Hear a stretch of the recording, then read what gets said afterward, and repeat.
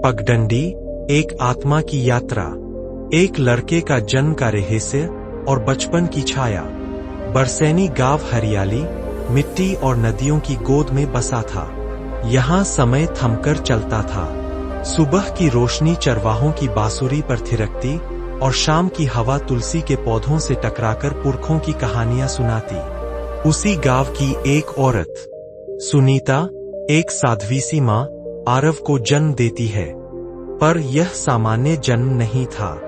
सबसे पहले सुनीता को एक स्वप्न आया था, जिसमें एक साधु ने उसे आशीर्वाद दिया था और कहा था, तुम्हारे गर्भ से एक ऐसा बच्चा जन्म लेगा जो अपने कई जन्मों की यात्रा को पूर्ण करेगा। दोस्तों, आरव जन्म लेते ही मां की आंखों में देखता है, जैसे उसे पहले से पहचानता हो। शुरुआत से ही वह अलग सा लगता था। उसे खिलौनों से अधिक पेड़ों की छाया में बैठना पसंद था और वह अक्सर पूछता, मां, मरने के बाद हम कहाँ जाते हैं? मैं क्यों हूं? भगवान दिखते क्यों नहीं है?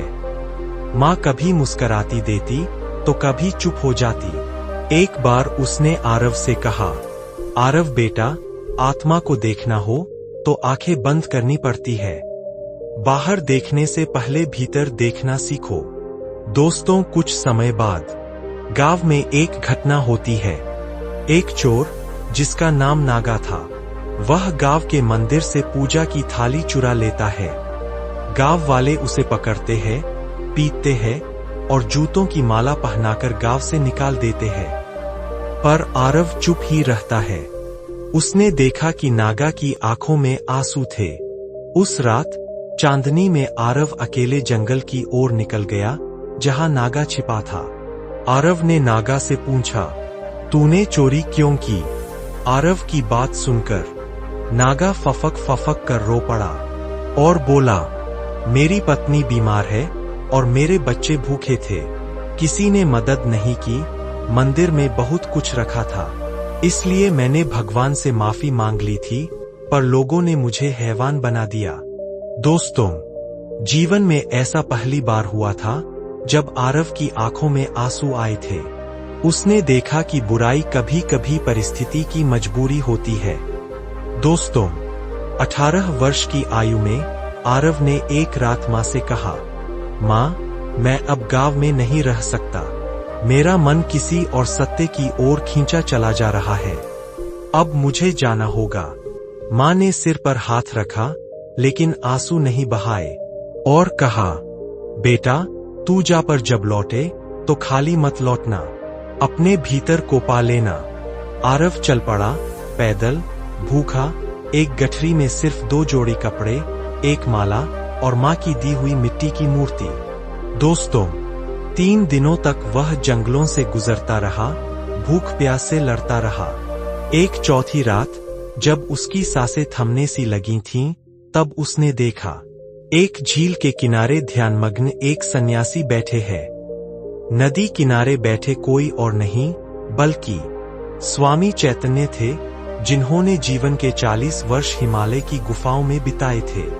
गुरु ने उसकी आंखों में देखा और कहा, तू आया है, अब तू रुक जा। पर जो तू चाहता है, उसके लिए आत्मा को आग में से गुजरना होता है। इसके लिए 5 परीक्षाएं भी देनी पड़ती है। नंबर 1 काम, नंबर 2 क्रोध, नंबर 3 लोभ, नंबर 4 मोह और 5वां अहंकार से संघर्ष। गुरु ने आरव को जंगल के एक एकांत भाग में कुटिया दी। नियम स्पष्ट थे। दिन में 2 बार ध्यान करना है। मौन व्रत 40 दिन तक रखना है। बिना पूछे प्रश्न नहीं पूछना है। शरीर को संयमित करना है। नंबर 1 काम। एक स्त्री साध्वी बनकर आश्रम में आई। उस स्त्री का नाम था मेघा। उसकी आंखों में करुणा थी, सुंदरता थी और अपनापन था। आरव उसे देखकर विचलित हुआ, उसका मन डगमगाया।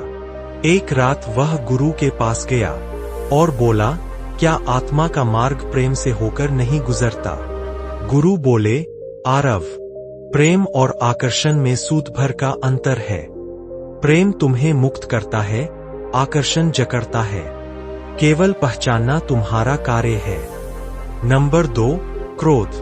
कुछ और दिन बीतने के बाद आश्रम में गांव का एक व्यापारी आया और आरव को अपमानित किया, तरह तरह की बातें की और कहा कि ये सब ढोंग है। आरव उस व्यापारी से कुछ नहीं बोला। अगले दिन उसने उस व्यापारी के लिए भोजन बनाया। गुरु बोले, क्रोध से केवल जवाब मिलता है, करुणा से हृदय मिलता है। नंबर 3, मोह। एक दिन मां की मृत्यु की खबर आई। आरव ने अपना ध्यान नहीं तोड़ा, ध्यानस्थ ही रहा। अंतिम दिन वह चुपचाप मां के शव के पास बैठा और एक दीप जलाया। मां चली गई, पर मैं अब मां के प्रेम का विस्तार हूं। आत्मा की अनुभूति, मृत्यु का स्पर्श, स्वयं को देखना, पहचानना, स्वीकारना। एक पूर्णिमा की रात, जब चंद्रमा का प्रकाश आरव के शरीर पर गिरा, तो उसने ध्यान में प्रवेश किया। सांसें धीमी हुईं और वह अपने शरीर से बाहर निकल गया। उसने खुद को देखा, शांत, स्थिर। उसने देखा हर जन्म, हर गलती, हर आंसू, हर हत्या, हर प्रेम। वह रोया, फिर मुस्कराया। उसे समझ में आया कि मैं एक आत्मा हूं। मैं आया, सीखा और अब लौट रहा हूं। मैं शरीर नहीं हूं, मैं समय भी नहीं हूं, मैं प्रकाश हूं। अब आरव गुरु बन चुका था। गुरु आरव, वह गांव लौटा जहां लोग अभी भी पुराने दुखों में जकड़े थे, मोह में फंसे थे। उसने शांति से एक एक को गले लगाया, सुनना शुरू किया, सिखाना शुरू किया। किसानों को बताया श्रम तपस्या है। स्त्रियों को भीतर की शक्ति को पहचानना सिखाया। बच्चों को ध्यान का खेल सिखाया। अब गांव पूरी तरह बदल गया। कोई उसे भगवान कहने लगा, तो कोई बुद्ध का अवतार, तो कोई संत। पर वह हमेशा मुस्कराकर कहता, मैं कुछ नहीं हूं, मैं वही हूं जो तुम बन सकते हो। दोस्तों, 90 वर्ष की आयु में वह शरीर से थक गया। एक सुबह सूरज के उगने से पहले उसने अपने शिष्यों को बुलाया। अब मैं जा रहा हूं, लेकिन सुनो, न मुझे जलाना, न बिठाना, न मूर्ति बनाना।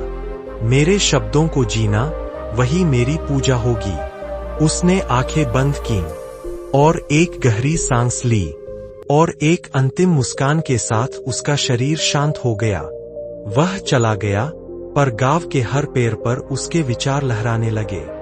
हर दीपक में उसकी ज्योति थी, हर सांस में उसकी शांति। दोस्तों, जिसने स्वयं को पा लिया, उसे कुछ पाना नहीं रह गया। जिसने जीवन को समझ लिया, मृत्यु उसका द्वार नहीं, पुल बन जाती है। दोस्तों, आपको यह महात्मा बुद्ध की वीडियो पसंद आई हो, तो वीडियो को एक लाइक जरूर कर दें और ऐसी ही और भी वीडियो देखने के लिए हमारे चैनल बुद्ध ज्ञान को सब्सक्राइब जरूर करें। नमो बुद्धाय नमः।